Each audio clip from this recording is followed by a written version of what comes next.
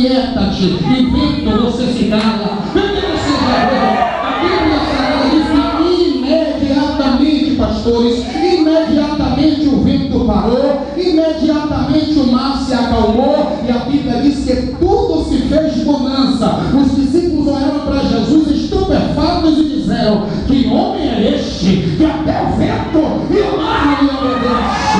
Eu gostaria que você levantasse a mão só 30 segundos, para glória para Jesus. Pegue na mão do irmão do lado agora, por gentileza. Pegue na mão do irmão do lado e diga: não sei como é que está a sua vida, eu não sei a que intensidade está o vento, mas de uma coisa eu sei: ainda que este barco afunde, você não vai morrer afogado, porque Jesus está dando ordem hoje.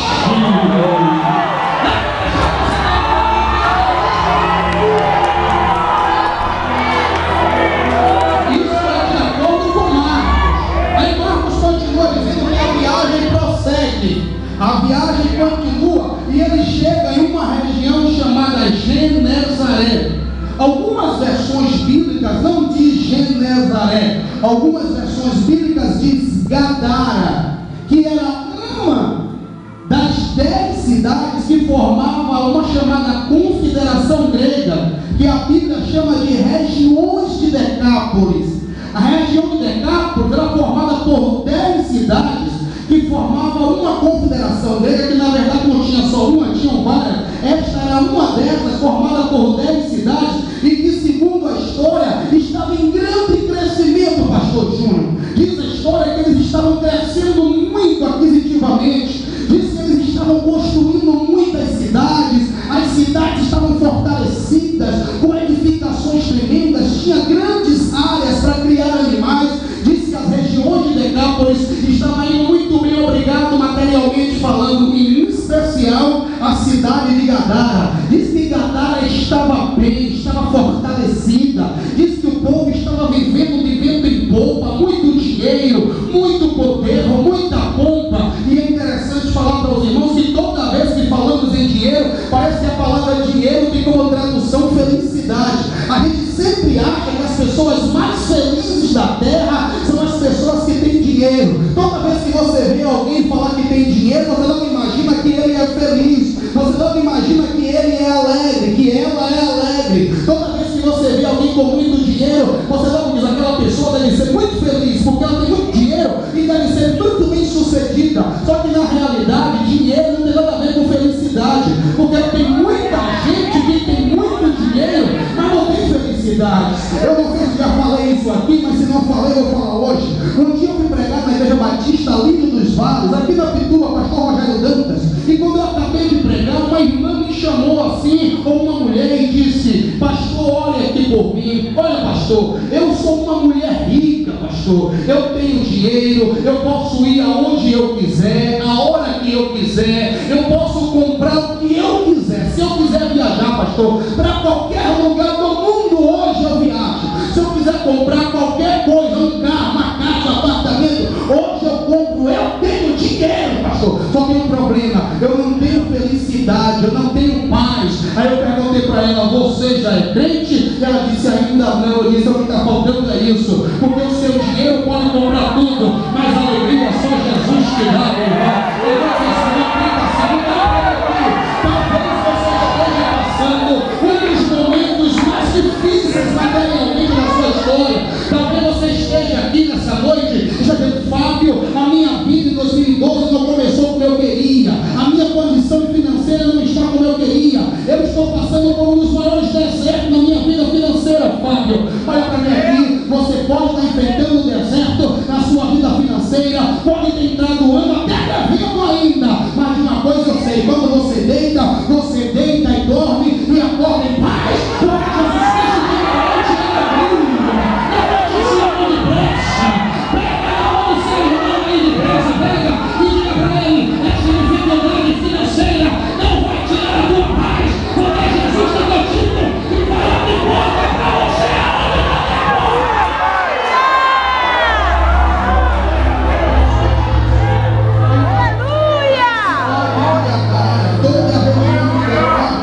Estava muito bem, obrigado, mas tinha uma família aí social ali em Gadara que não estava feliz. E por que não estava feliz? Porque a Bíblia Sagrada diz que um membro daquela família, ele era endemoniado, era possesso de demônios, ele estava atribulado. Bem verdade é, quando eu prego sobre isso, eu gosto de falar que bem verdade é que com certeza, embora a Bíblia não diga, nem todo mundo ali, pastora, sabia que aquele moço estava cheio de demônios. Por que nem todo mundo? Porque a Bíblia Sagrada diz que as coisas espirituais, elas se discernem de formas espirituais. Só entende as coisas do Espírito aquele que está no Espírito. Se não tiver no Espírito, não entende, não adianta.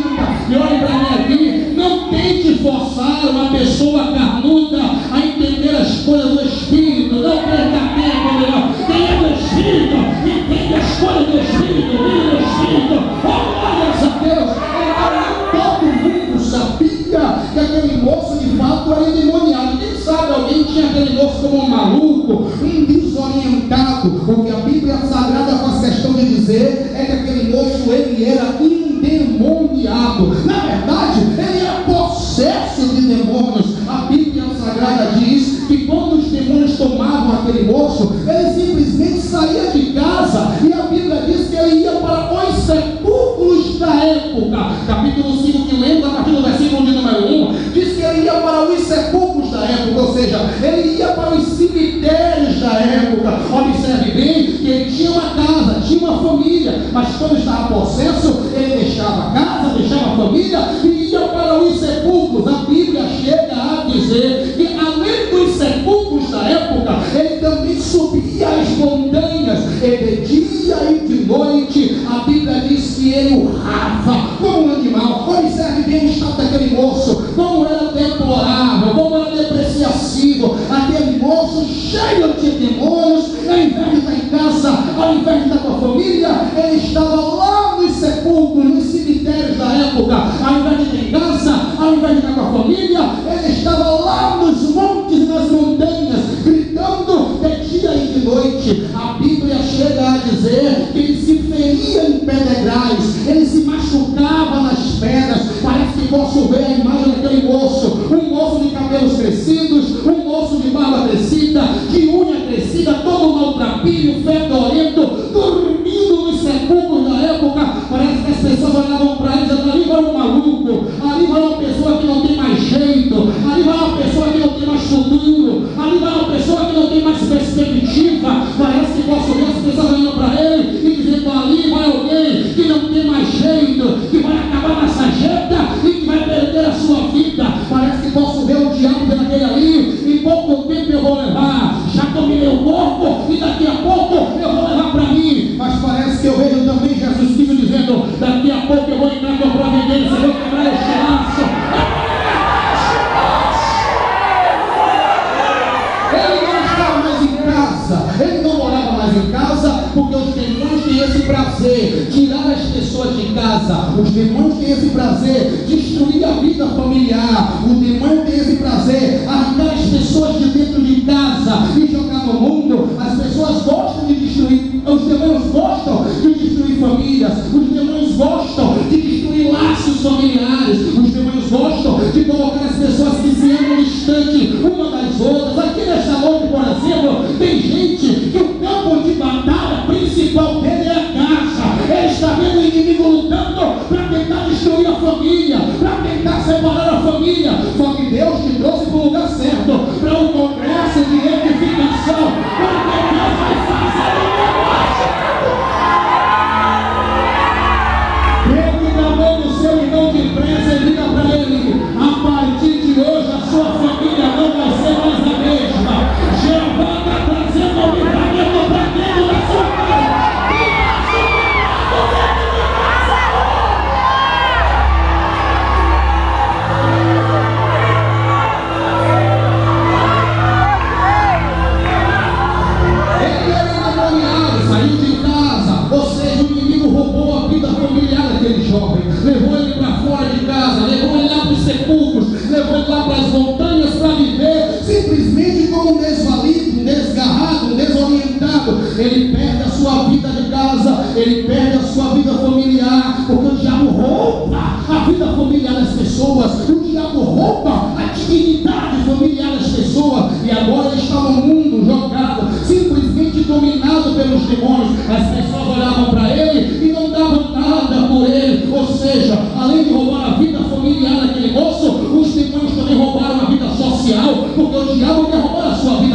social. O diabo quer que as pessoas olhem para você e não tem nada para você. As pessoas querem, o demônio quer que as pessoas olhem para você e vejam você como uma pessoa qualquer, como uma pessoa que não tem futuro, como uma pessoa que não tem perspectiva. Aqui, por exemplo, nessa noite, quantas pessoas que estão aqui, que o inimigo fez planos terríveis e disse: você não vai passar de tal data, eu vou destruir sua vida, eu vou destruir sua história, eu vou destruir sua carreira, eu vou destruir sua moral. Tem gente aqui que o diabo estava fazendo de tudo para queimar o filme, para queimar o nome, para acabar a história, para acabar a carreira, e ia perder mesmo. Sabe por que não perdeu? Porque Jesus Cristo deu uma providência, quebrou laço.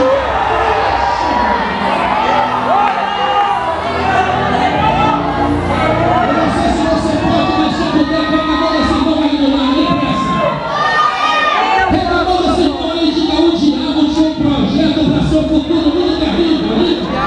Diga: o diabo queria destruir seu futuro, diga.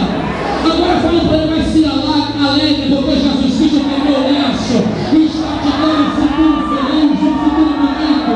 Levante as mãos depressa, 30 segundos.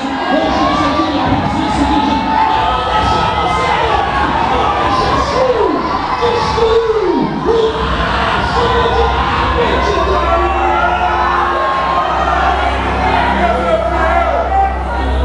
Ele era endemoniado, possesso, sem casa, sem família e sem vida social. O diabo arrancou dentro de casa e jogou dentro dos sepulcros. As pessoas passavam e via ele para aquele jovem. Eu conheci quando era criança, com a família. Hoje é o estado que ele está ali. O diabo tinha roubado tudo daquele jovem ou daquele homem. A Bíblia Sagrada diz que a família, se quisesse ter um momento com ele, tinha que pegar ele, pastores, pegar as cordas e amarrar ele de cordas. Se a família quisesse ter um momento com ele, tinha que pegar ele a forças, pegar as cordas e amarrar ele. Mas tinha que ser rápido, porque a Bíblia diz que ele pegava as cordas para aqui, ó, quebrava todas as cordas que amarravam ele. Aí a família preocupada, senhores obreiros, ia lá e dizia: então vamos prender ele com grilhões. Já que ele quebrou as cordas, vamos prender eles com grilhões. Aí pegavam ele com os grilhões e amarravam ele, prendia com grilhões. Mas a Bíblia diz que da mesma forma que ele quebrava as cordas, a Bíblia diz que ele despedaçava os grilhões. Eu não sei se você tem oportunidade, mas uma pessoa possessa de demônios tem uma força terrível. Não sei se você tem a oportunidade de ver uma pessoa possessa por demônios, mas ele tem uma força descomunal. Eu já vi um possesso que 8 homens não conseguiram segurar. 8 homens não conseguiram. Mas quando Jesus Cristo chega, meu irmão, não tem diabo com força nenhuma. Levante a sua mão depressa, porque Deus está falando com você. Eu vou fazer um negócio na sua casa.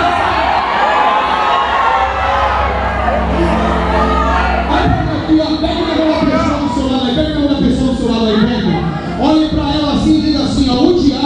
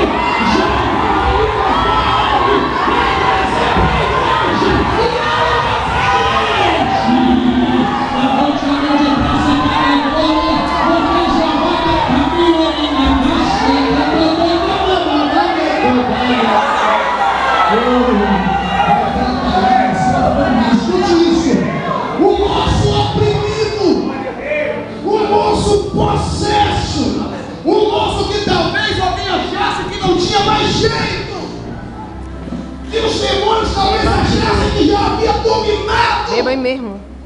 Que ia destruir completamente a história dele. Mas acontece que a Bíblia Sagrada diz que um dia Jesus Cristo resolveu ir na cidade de Gadara.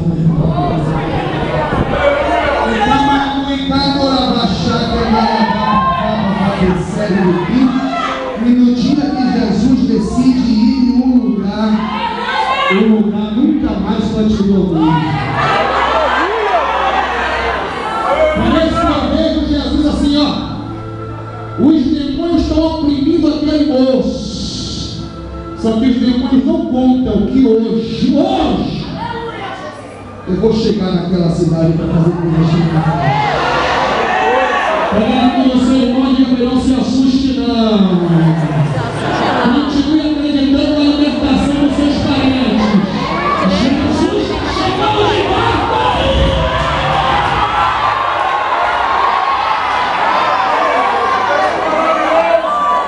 Aí Jesus chegou em Gadara. Atraca o barco, escute isso. Atracaram o barco e Jesus chegando em Gadara.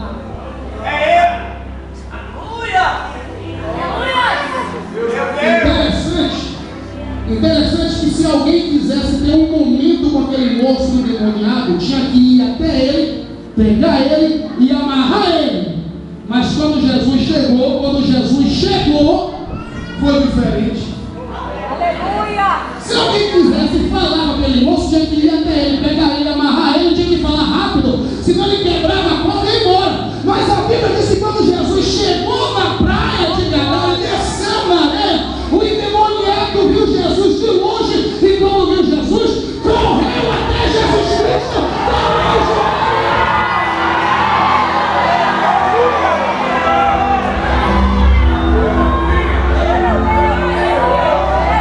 Ele foi até Jesus e quando chegou perto de Jesus, ele dobrou os joelhos, olhou para Jesus e disse: